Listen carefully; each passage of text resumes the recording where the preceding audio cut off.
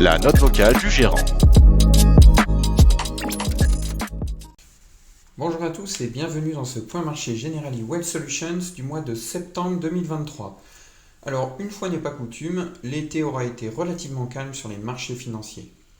Ils auront tout d'abord progressé en juillet sur des espoirs d'atterrissage en douceur de l'économie mondiale, avant de reperdre l'intégralité des gains accumulés au cours du mois d'août du fait des difficultés conjointes des économies chinoises et européennes et de la hausse des taux d'intérêt. Alors les économistes s'accordent aujourd'hui à dire que l'économie mondiale va atterrir en douceur et ce scénario semble globalement intégré dans le cours des indices actions. Il est indéniable que la résistance de l'économie mondiale aux hausses de taux directeurs de la Fed est impressionnante. La croissance au second trimestre a été très correcte et le chômage reste historiquement bas aux États-Unis. En zone euro, la croissance reste atone et en Chine, elle a largement ralenti. La Chine reste confrontée à un véritable problème de confiance et continue de subir de plein fouet les conséquences de la crise immobilière qui secoue le pays. Au niveau mondial, les perspectives pour les prochains mois restent médiocres. Le secteur des services commençant désormais à se dégrader après une période de très forte résilience. Aux États-Unis, l'excès d'épargne constitué lors de la période Covid est désormais largement entamé, tandis que le taux d'épargne remonte, ce qui signifie que les ménages sont désormais plus attentifs à leur consommation. L'Europe subit pour sa part les effets des hausses de taux et la croissance économique devrait être atone sur la fin d'année. La production de crédit immobilier chute, les banques sont plus prudentes et la hausse des taux d'intérêt pousse les États largement endettés à réduire leurs dépenses budgétaires respectives. En Chine, les données économiques restent dégradées et des mesures de relance sont attendues, les annonces des autorités en réponse à la crise immobilière ayant jusque-là été décevantes.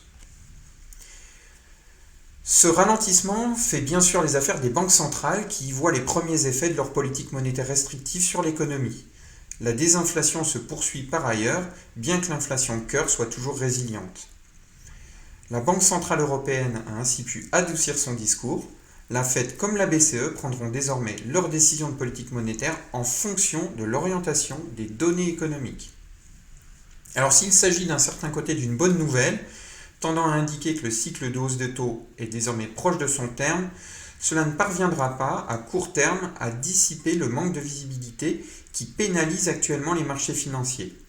L'inflation ralentit, mais reste toujours largement supérieure aux cibles de 2%, et après avoir monté ses taux en juillet, la Fed devrait à nouveau passer son tour en septembre, tandis qu'une dernière hausse de taux serait possible en novembre.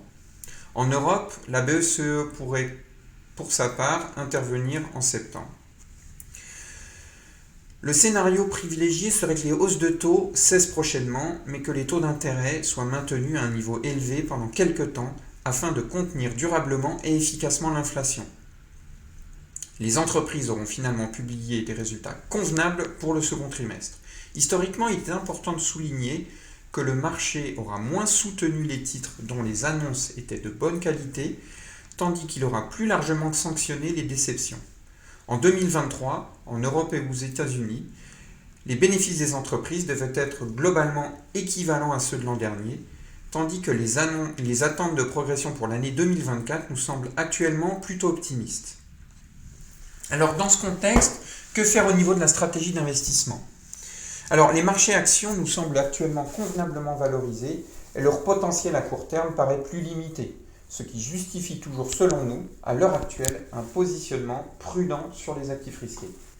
Cela signifie-t-il pour autant qu'il faut être absent des marchés actions ?